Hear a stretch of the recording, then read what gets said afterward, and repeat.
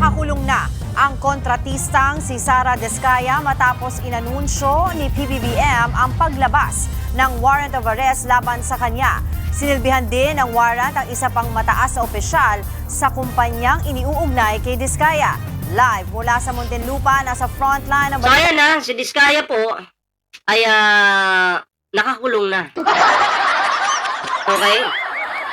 Sino ba yung nakakita ng video ni Diskaya? Na-videohan siya, tapos malungkot siya, umiiyak. Tapos ang tanong, ang sabi niya doon sa video, happy? Happy? Happy? Kung kami ang tatanungin, anong sagot mo? Happy!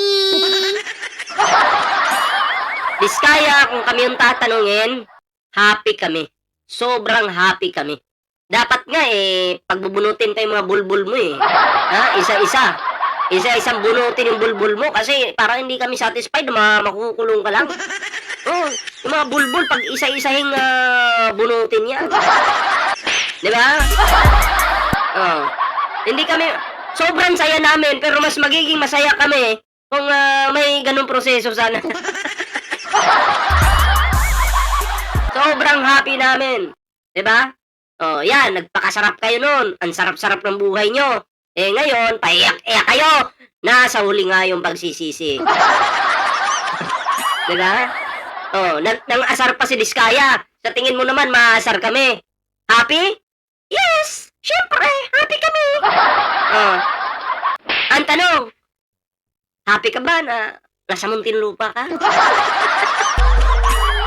Magpatato ka agad doon sa Muntinlupa.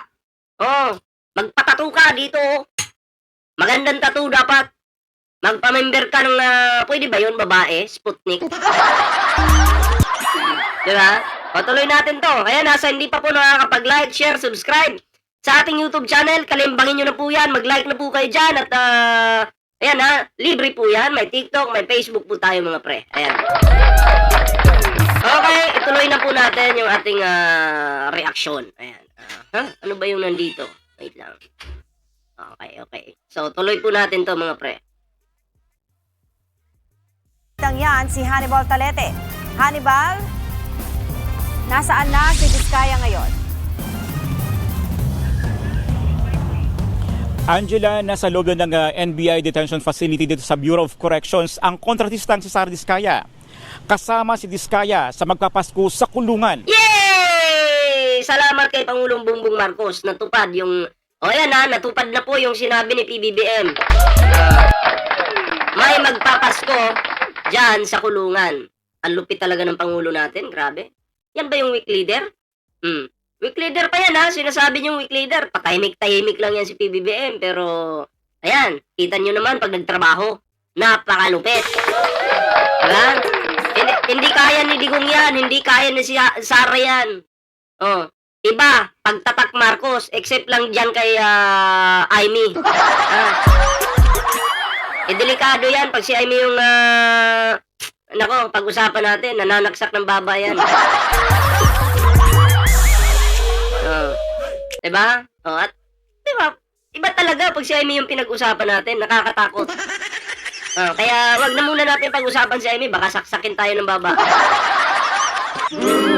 Diba? Tuloy natin. Mismong sa Pangulong Bongbong Marcos ang naglabas ng anunsyo. Wait lang. Anong sabi dito? Ghost Project yung patato. Logo with DPWH. Tuloy natin. Si Sara Diskaya.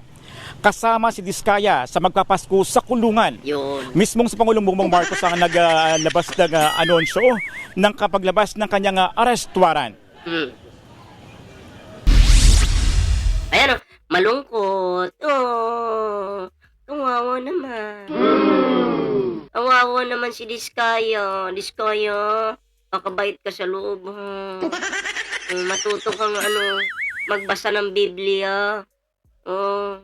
Yung kamay mo, ang kati kasi magnanakaw ka.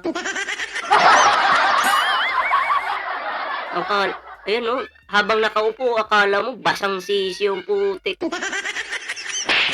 Diba? Sa loob mismo ng NBI, inihain ang arrest warrant kay Diskaya. Yan mukha pa lang Tibay ng mukha mo. Akala mo hindi makabasag ng pinggan, no? Pero nung in-interview, ang yabang niya, pinakita niya yung mga sasakyan niya. Yung pala, ikakapahamak niya yun. Oh, salamat naman sa interview na yun.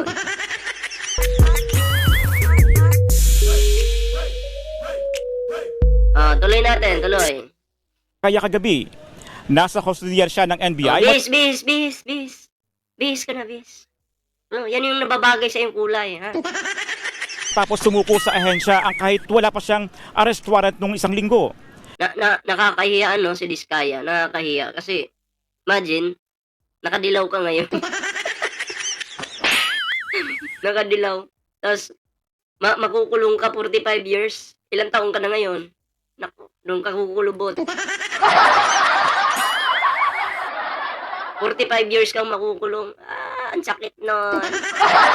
Naharap si Diskaya sa kasong malversation of public funds at paglabag sa Anti-Graft and Corrupt Practices Act. Kaugnay ito ng 96.5 million pesos na ghost flood control project sa Davao. Grabe no, ghost talaga eh. Wala man lang nagawa. Yun yung nakakabuisit dun. Ghost po. Wala man lang itinayo, kahit maliit na ano. Di ba? Yan sarap, ang sarap yakapin ng mahigpit sa liig eh. Ipayakap natin kay Bawaw para mag-violet. Kaso, si Bawaw kasi, Sara Dismaya. Si Bawaw kasi ang yayakapin lang yan, si Banang lang talaga eh. Wala nang iba. Diba? Si Banang lang yayakapin yan at mahal na mahal ni Bawaw. Occidental kung saan sangkot ang isa sa kanyang mga kumpanya. Dati nang iginiit ng kampo ni Diskaya na kumpleto raw nila ang proyekto na yan. Isinailalim din si Diskaya sa physical examination. Matapos nito ay agad na biniyahe ng NBI si Diskaya mula sa Pasay papunta sa NBI Detention Facility sa Muntinlupa. Isinilbi na rin ang warrant of arrest para sa kapwa-akusado ni Diskaya na si Maria Roma Angeline Rimando. Nasa Pasig City Police Headquarters naman si Rimando. Si Rimando ay mataas na opisyal ng St. Tim... Ano? Yan no, ang babata pa nila no, pero natututo ng magnakaw. 'Di ba? Ang babata niyo pa. Ang lilikot na ng kamay niyo, ang sarap pukpukin ng martilyo. Elenita Tribonsay, shout out po ah. 'Di ba yung mga karamihan po ng magnanakaw ngayon? Mga bata pa. Natuto sa panahon ni Digong. Timothy Construction Corporation na pag-aari ni Diskaya.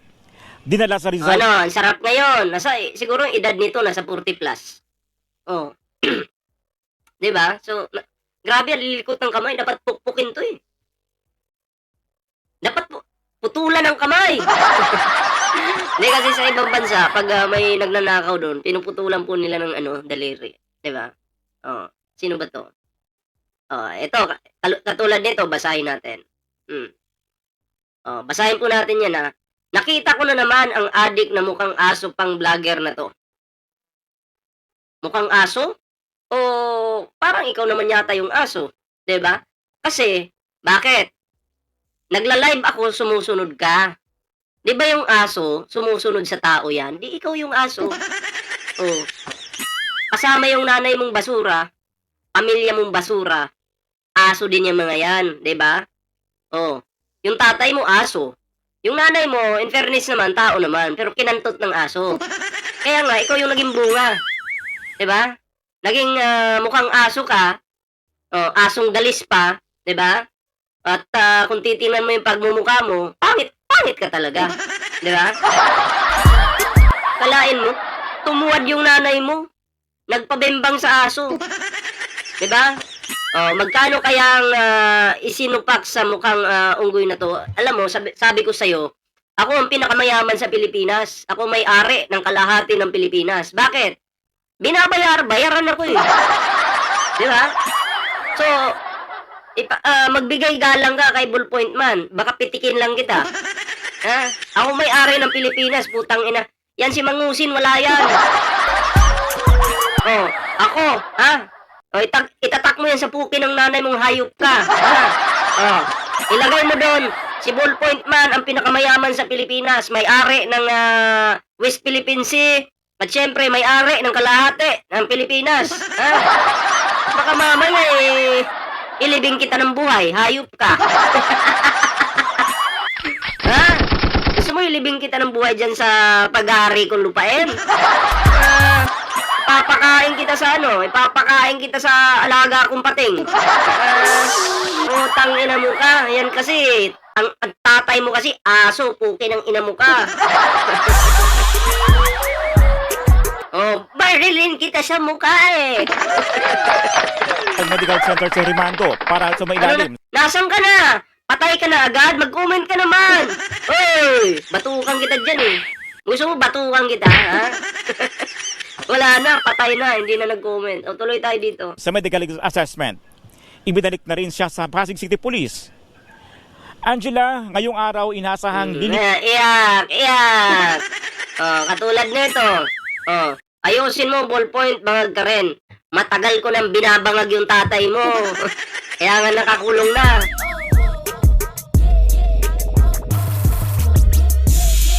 Nakita natin to. Di ba nga? Yung tatay mo, yung totoong bangag. Bakit? Andun. Sa sobrang yabang niya, kala niya kaya niya si PBBM, ayun, siya yung napakulong. Sabi ni Digong doon, nakahawak sa rehas. Tapos kumanta ng, habang buhay, ako sa'yo'y naghihintay. Hindi na ako makalabas, putang inang yan. Si Mr. Pintanel ay nakakulong. Nakakaawa. DDS, oy, mga bobo. Mga inutel, pumasok kayo dito sa live ko. Dito kayo sa channel na to pumasok dahil ako yung pinakamalaking bayaran sa buong planeta. Ako yung may-ari ng buwan. Ako yung may-ari ng buwan. Binili ko lang, kahapon lang binili ko yung buwan. Na. Siyempre, napakayaman ni Ballpoint Man binabayaran ng ginto ni Donald Trump. Eh ang ginawa ko, binili ko na yung buwan.